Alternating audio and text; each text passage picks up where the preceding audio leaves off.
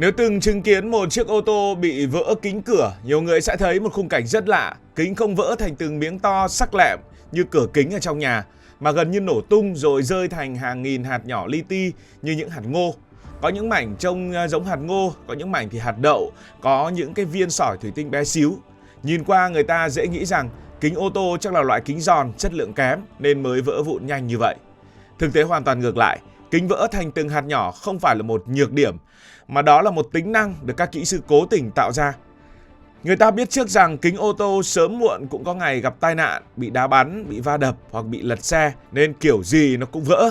Họ đặt ra một câu hỏi thực tế, nếu kiểu gì nó cũng vỡ thì vỡ kiểu nào để ít nguy hiểm nhất? Và từ câu hỏi ấy, kính cường lực trên ô tô ra đời. Muốn hiểu vì sao kính ô tô lại phải vỡ vụn, trước tiên hãy tưởng tượng một tấm kính cửa sổ bình thường. Kính thông thường có một đặc điểm rất đáng ngại, khi bị đập mạnh, nó thường tạo ra những đường nứt dài rồi tách thành các mảnh lớn.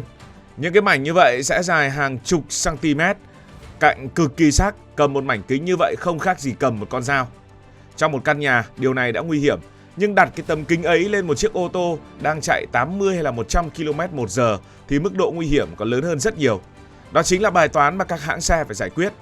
Nếu kính đã có khả năng vỡ, vậy tốt nhất đừng để nó tạo thành những mảnh lớn giống như lưỡi dao. Hãy khiến cả tấm kính chia thành thật nhiều mảnh nhỏ. 1.000 viên nhỏ rõ ràng vẫn có thể làm xước da, nhưng nhìn chung sẽ ít nguy hiểm hơn nhiều so với vài chục mảnh kính dài và nhọn.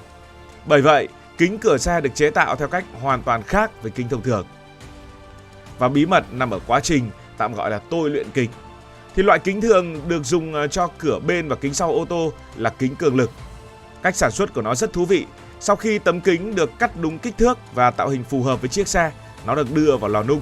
Nhiệt độ thường lên đến khoảng hơn 600 độ C, tức là nóng đến mức cấu trúc của kính nó bắt đầu thay đổi. Sau đó xảy ra bước quan trọng nhất. Thay vì để nguội từ từ như kính bình thường, người ta thổi luồng khí mạnh vào hai bề mặt để làm lớp ngoài nguội cực nhanh. Trong khi đó, phần kính bên trong vẫn còn nóng hơn và tiếp tục co lại chậm hơn. Chính quá trình nguội không đồng đều này tạo ra một trạng thái rất đặc biệt.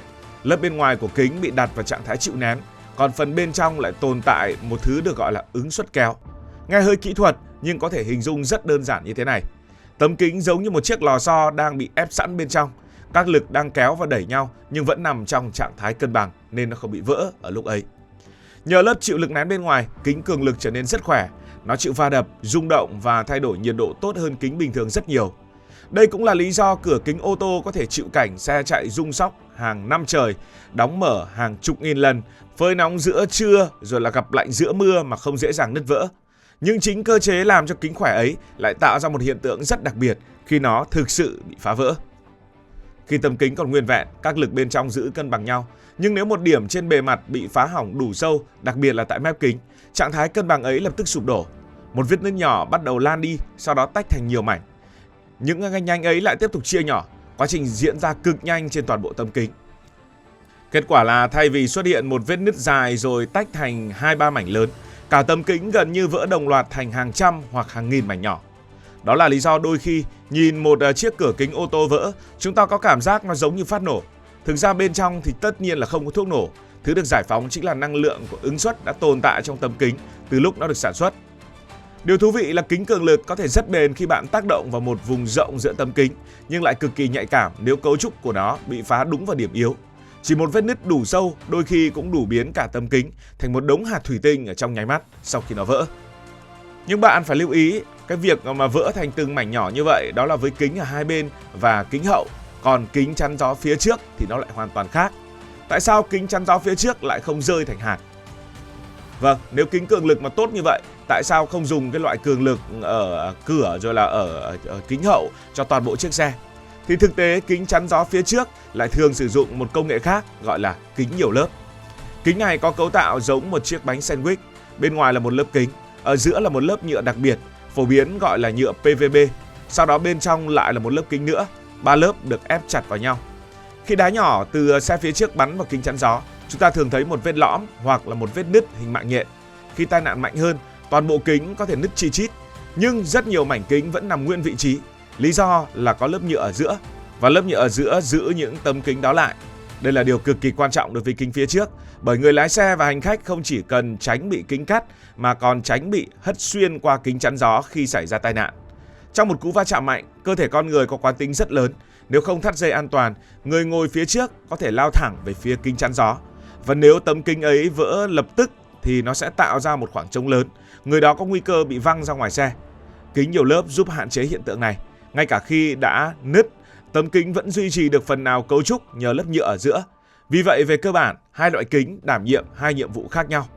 Kính cửa bên ưu tiên khả năng vỡ thành từng mảnh nhỏ để giảm nguy cơ cắt sâu và có thể tạo lối thoát trong trường hợp cần thiết. Còn kính chắn gió phía trước ưu tiên giữ nguyên thành một tấm ngay cả khi đã nứt nhằm bảo vệ người bên trong và duy trì vùng chắn trước xe. Lại có câu hỏi được đặt ra, vì sao không làm kính thật dày để kính không bị vỡ? Nghe qua thì đây có thể là giải pháp đơn giản nhất. Nếu kính dễ vỡ thì cứ làm nó dày gấp đôi, gấp 3 chẳng phải là tốt hơn sao? Nhưng ô tô là một hệ thống mà mỗi kg đều có giá của nó. Kính dày thì sao? Kính dày nó sẽ làm xe nặng hơn. Xe nặng thì lại tốn xăng, tốn dầu hoặc tốn điện hơn. Cửa kính nặng thì khiến cơ cấu nâng hạ cửa phải khỏe hơn, các bản lề, motor và khung cửa cũng phải to hơn. Chưa kể một tấm kính cực dày vẫn có thể bị vỡ nếu gặp lực đủ lớn. Và nếu khi vỡ nó tạo thành những mảnh to, hậu quả thậm chí còn nguy hiểm hơn vì mỗi mảnh lại nặng hơn so với những mảnh nhỏ. Vì vậy, kỹ thuật ô tô không đơn giản là càng chắc càng tốt. Một thiết kế tốt cần phải cân bằng giữa trọng lượng, độ bền, giá thành, khả năng quan sát, cách âm, cách nhiệt và đặc biệt là cách vật liệu phản ứng ở trong tai nạn. Đó là lý do những tấm kính trông rất bình thường trên chiếc xe thực ra là sản phẩm của cả một quá trình nghiên cứu an toàn kéo dài hàng chục năm.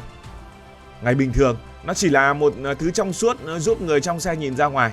Người lái hạ kính xuống mua vé, đóng kính lại bật điều hòa, rồi gần như chẳng ai nghĩ thêm gì về nó. Nhưng đằng sau tấm kính ấy là một ý tưởng rất thông minh.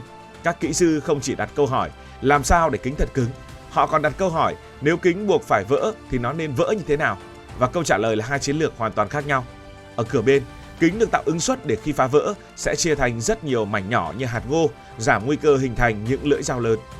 Ở kính chắn gió phía trước, người ta thêm lớp nhựa ở giữa để khi kính nứt, các mảnh vẫn bám lấy nhau thay vì bay vào trong khoang xe. Một loại chọn cách vỡ vụn có kiểm soát, một loại chọn cách nứt nhưng mà không tan rời. Hai cách nghe có vẻ trái ngược, nhưng mục tiêu cuối cùng lại giống hệt nhau, đó là bảo vệ người ngồi ở trong xe.